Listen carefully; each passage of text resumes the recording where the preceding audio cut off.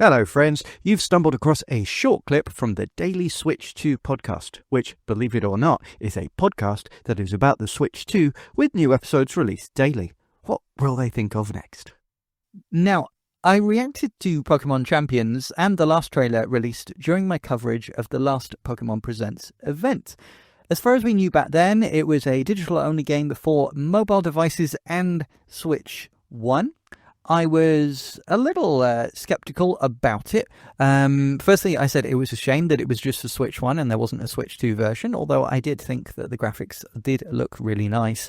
But also, I'm skeptical of download-only games, especially ones for mobile devices, because I start worrying about things like microtransactions. If it's going to be a free-to-play, free-to-start kind of game, is it going to be one of those things where it's very paid to win and you have to spend a lot of money in order to get good or in order to get all the content?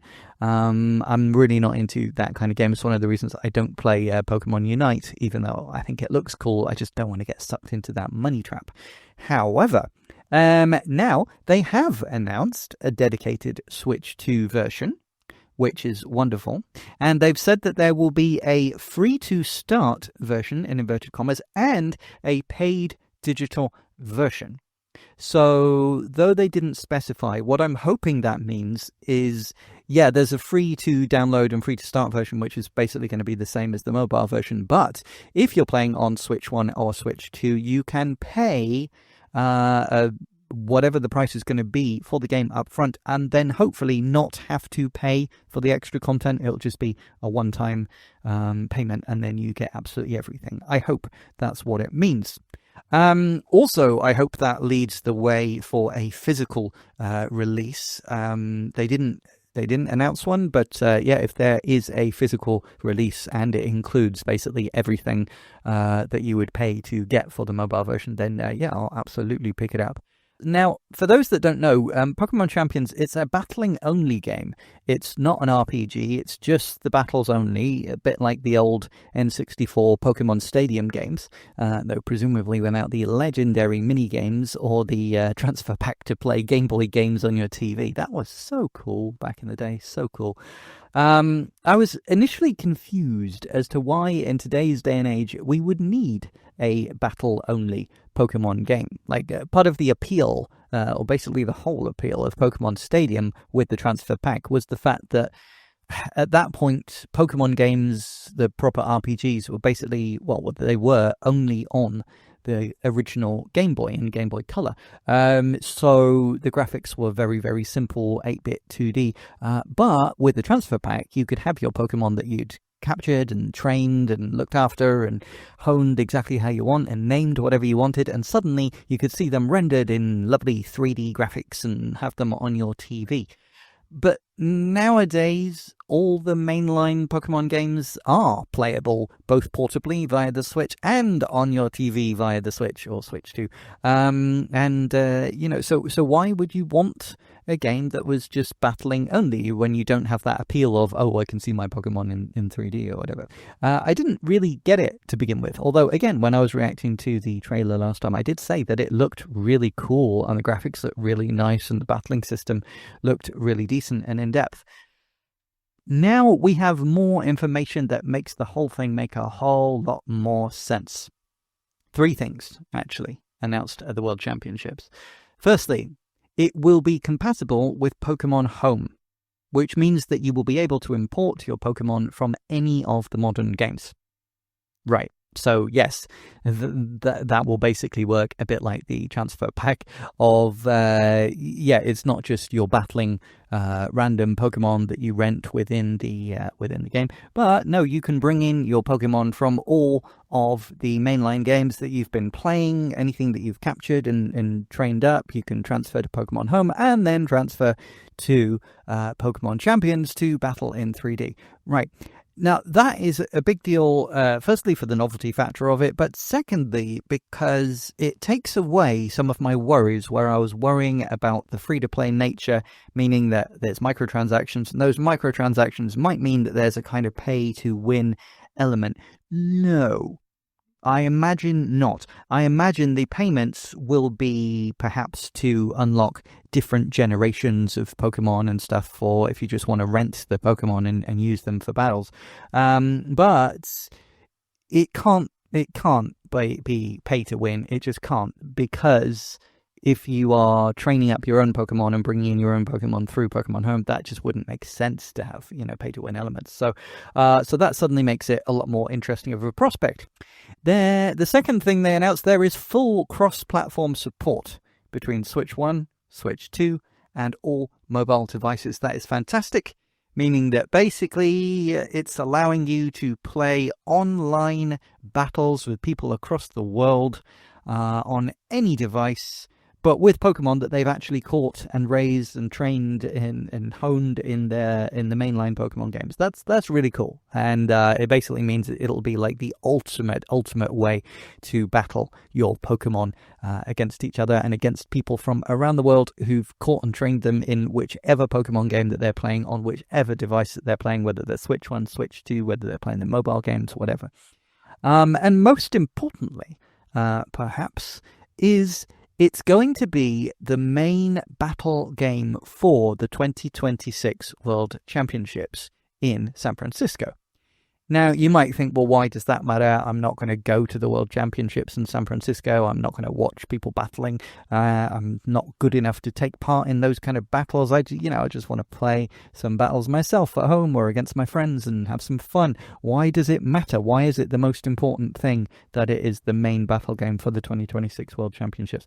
Well, because of what that means. What that means is this is, as far as the Pokemon Company is concerned, this is the most serious, the most fully featured, the most all-encompassing, covering every single Pokemon, every single generation, every single move, being fully compatible with Pokemon Home, so everything from all of the games can be brought in at once, and this will be the ultimate Pokemon battling system to be able to have a fair and balanced way to see who is the best Pokemon battler, who has trained their Pokemon the best, who wants to be the very best like no one ever was. And yeah, so what that says to me is, if this is, the ultimate way to battle Pokemon together and to see who is the best Pokemon trainer and who has trained and raised their Pokemon the best way, then obviously what that means is there won't be a pay-to-win element. There won't, because that would render the entire thing entirely unfair. Whoever pays the most money has the most powerful Pokemon. That was one of the things that I was initially worried about, and by saying this is going to be the main battle game for the 2026 World Championships, and it is compatible with Pokemon Home, basically everything that I'm worried about just completely disappears out the window. So it'll be interesting to see what comes in under that paid digital version versus the free to start version. As I say, I imagine the free to start version, what you would pay for will basically either just be cosmetic stuff that doesn't affect the battling. It just changes how stuff looks. Like, you can give Pikachu a cool hat or whatever. Or it's, like I said, quite likely that if you don't have Pokemon to transfer to it via Home, and you just want to, rent existing Pokemon, probably you will, if you have the free-to-play version, it will only have a limited amount of Pokemon, and if you want the entire Pokédex from all 10 generations, or 9, but, Gen 10 will presumably be announced soon, sometime after Legends Dead A. If you want the entire Pokédex, maybe you'll have to pay to unlock them all, which is kind of cool because everybody has their favorite generations, and maybe if you don't want to pay for all of them, you can just pay for the ones that you want.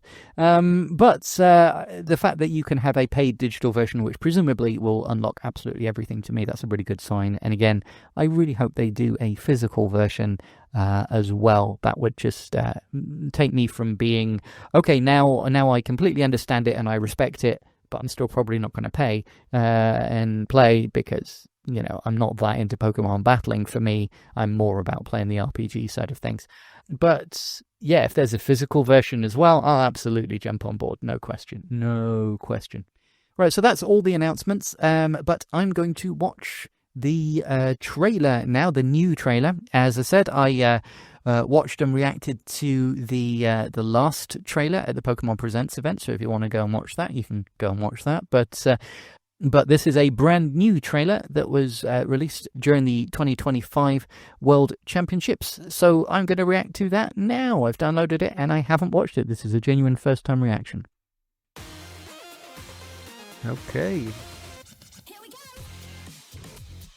It's all a bit Skrillex, isn't it? A bit dubstep. You see what I mean? These are genuine big live events for people from all over the world. That's good. Yeah, I was worried we weren't going to get gameplay footage right. And Mega Evolutions. Yeah. See what I mean though? These graphics look beautiful. Presumably these are all the particle effects. Jeez. Yeah, presumably these are graphics from the Switch 2 version. Because that'll be the most powerful platform, won't it? But yeah, they look fantastic. Yeah, these battles. I mean, I wish the battles in the mainline games looked and were as epic as this. So maybe they will be in Gen 10. We don't know. And the Legends ZA battles look pretty damn good. But yeah, wow. Okay. So yeah, it looks really good. And as I said, with all that new information that we've got, it's taken it from being okay, that looks kind of cool, but I don't see the point, to suddenly, oh no, I completely understand what it's meant to be now. This is like the ultimate way to battle Pokemon, especially in the competitive scene, and to be able to have all the Pokemon from all the games and put them together, and it doesn't matter what you're playing on, everybody is on an even playing field. It's just for competitive Pokemon battling. Yep, completely understand. As I said, me personally, I'm more of a Pokemon RPG kind of guy. I like to play the stories. I like to feel that I'm living in the world and I'm discovering stuff. Actually, the battling is probably my least favorite part of Pokemon. But for those people who are super into it, yeah, I totally see why this is cool. I totally get it now. And again, as I said, if there is a physical version, I will 100% pick it up because, yeah, it looks cool. Well, that was funny / sad / informative / stupid, wasn't it? Feel free to mentally redact to make that make sense with the clip that you just heard. I don't know what it was. I'm just recording a bumper. But if you enjoyed the clip, please give it a like. If you'd like to hear more, click subscribe, and you can find all the ways to listen to and support the full daily podcast at linktree/dailyswitch2. That's linktr.ee/dailyswitch2. Let's go! Did I sound like I mean that? I do. I really do.